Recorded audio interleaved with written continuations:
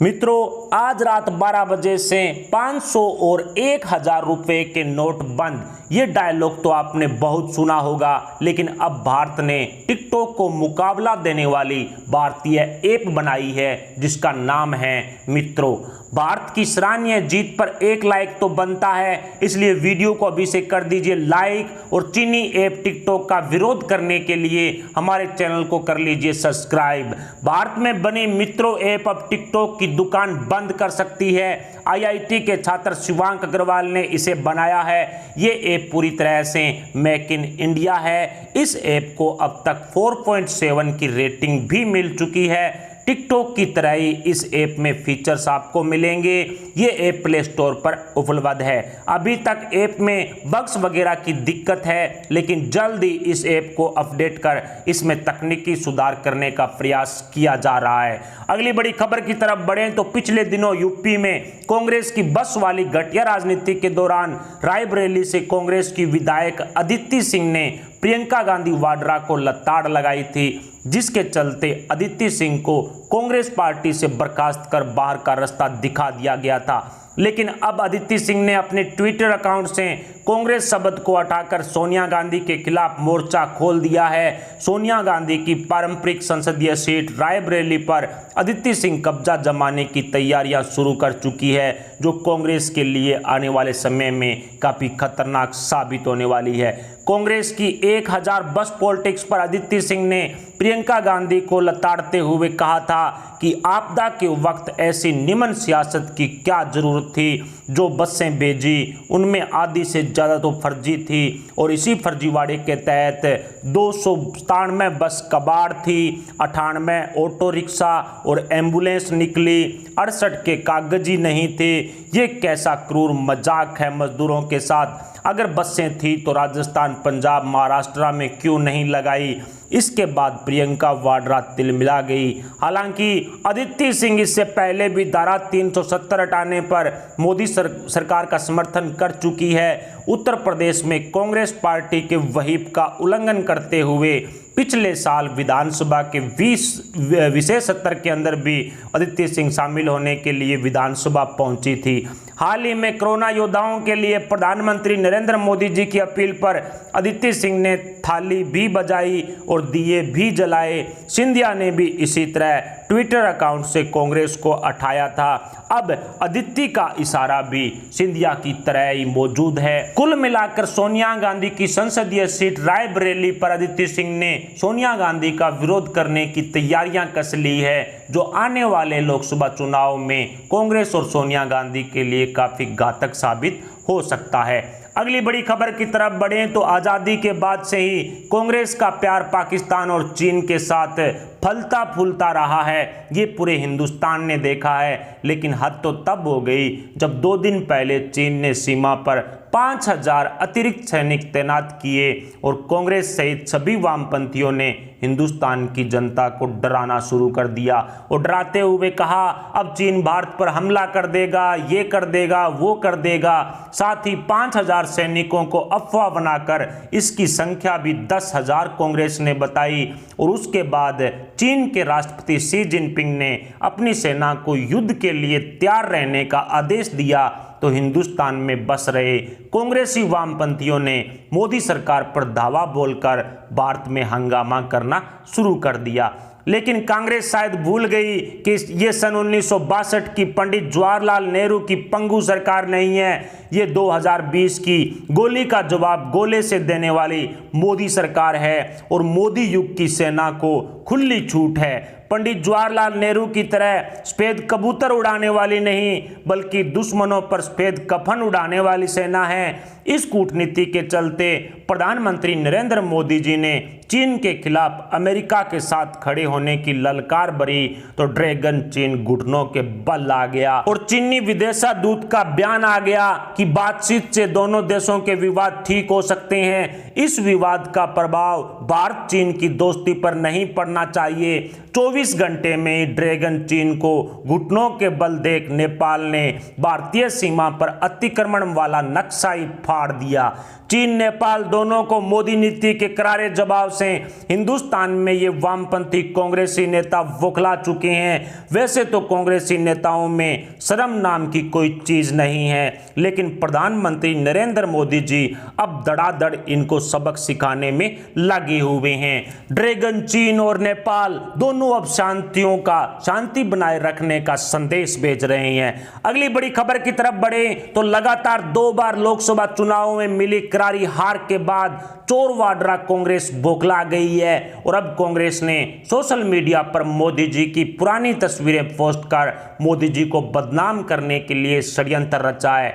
लेकिन देश की जनता भली भांति जानती है कि कांग्रेस कोरोना काल के दौरान किस तरह से झूठ की फैक्ट्री बनी हुई है। कांग्रेस ने अपने ट्विटर अकाउंट पर प्रधानमंत्री नरेंद्र मोदी जी और एक लड़की की तस्वीर पोस्ट करते हुए 18 से 20 घंटे रोजाना काम करने वाले प्रधानमंत्री नरेंद्र मोदी जी को ऐशो आराम की जिंदगी में मस्त होने वाला बताया है। लेकिन कांग्रेस की भद्दी राजनीति वाली तस्वीर की सच्चाई ये है कि अप्रैल 2016 में मैडम तुसाद में नरेंद्र मोदी की प्रतिमा के लिए ली गई थी ये तस्वीर, और ये तस्वीर उस समय की है जब मैडम तुसाद के आर्टिस्ट दिल्ली आए थे। उस समय आर्टिस्टों ने प्रधानमंत्री नरेंद्र मोदी जी के शरीर का नाप भी लिया था, लेकिन लंबे समय तक सत्ता में रहने वाली कांग्रेस प्रधानमंत्री नरेंद्र मोदी जी की लोकप्रियता को पचा नहीं पा रही है। आज वाड्रा कांग्रेस ने भ्रामक दावा कर असली चेहरा कांग्रेस का दिखा दिया है। इससे पहले भी इसी तस्वीर को प्रधानमंत्री नरेंद्र मोदी जी का 15 लाख का मेकअप भी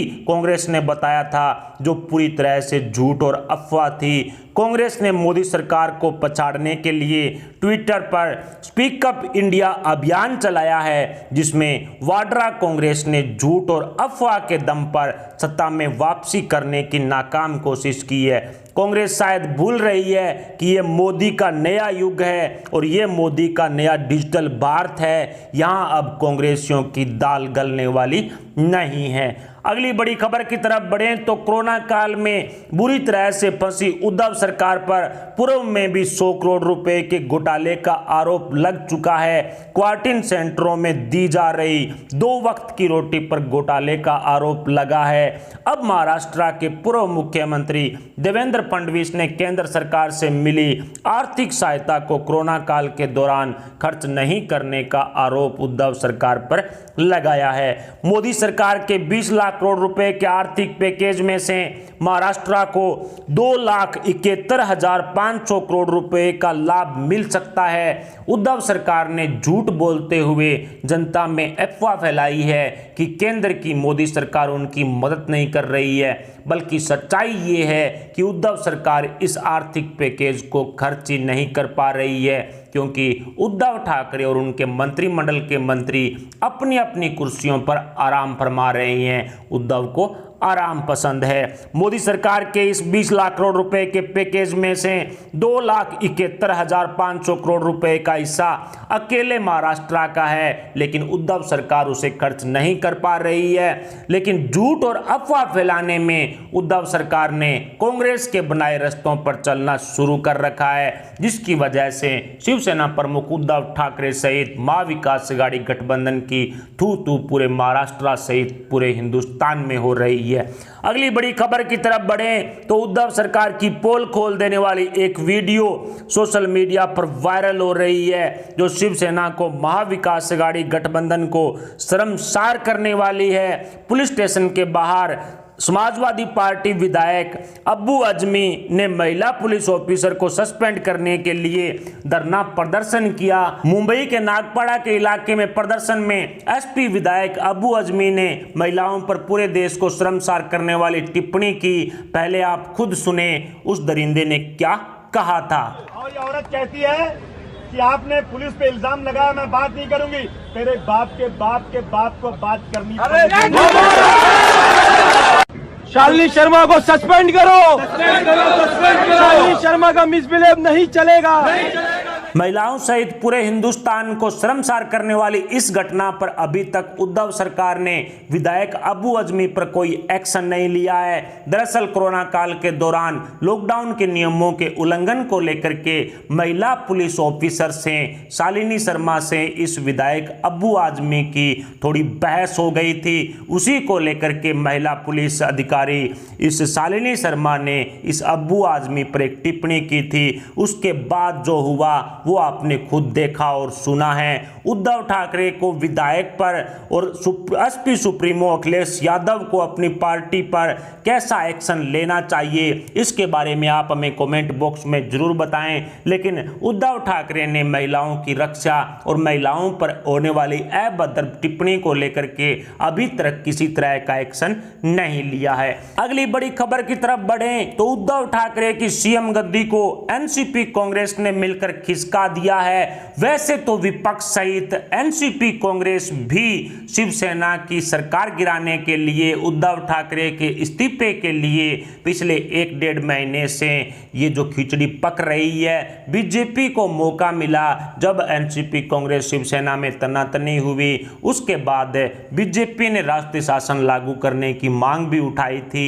लेकिन बताया जा रहा है कि एनसीपी कांग्रेस भी सीएम उद्धव ठाकरे से इस्तीफा मांग रही है।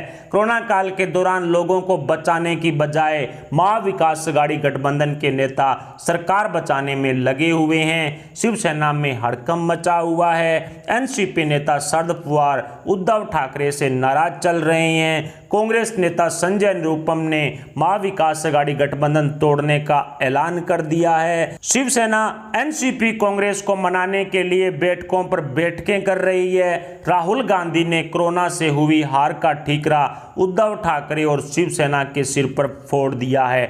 इन सब का फायदा उठाते हुए बीजेपी ने राज्यपाल भगत सिंह कोश्यारी से राज्य में राष्ट्रीय शासन लागू करने की मांग कर दी है। मतलब साफ है कि कोरोना काल के दौरान उद्धव ठाकरे को अपनी सीएम कुर्सी बचाने में काफ़ी दिक्कतों का सामना करना पड़ रहा है। एनसीपी कांग्रेस शिवसेना के महाविकास अघाड़ी गठबंधन का दी एंड अब नज़दीक नज़र आ रहा है। इसको लेकर के और एनसीपी कांग्रेस को मनाने के लिए उद्धव ठाकरे अब आधी रात तक बैठकें कर रहे हैं। उद्धव ठाकरे की सीएम कुर्सी पर शरद पवार का ग्रहण लग चुका है, जिसकी एक झलक राहुल गांधी ने दिखाई भी थी जब मंगलवार को प्रेस कॉन्फ्रेंस के दौरान जब राहुल गांधी ने बोल दिया था कि महाराष्ट्र के अंदर कांग्रेस की सरकार नहीं है, कांग्रेस सिर्फ एक सहयोगी है। उसके बाद से ही शिवसेना में हड़कंप मचा हुआ है। अब संजय राउत, उद्धव ठाकरे सहित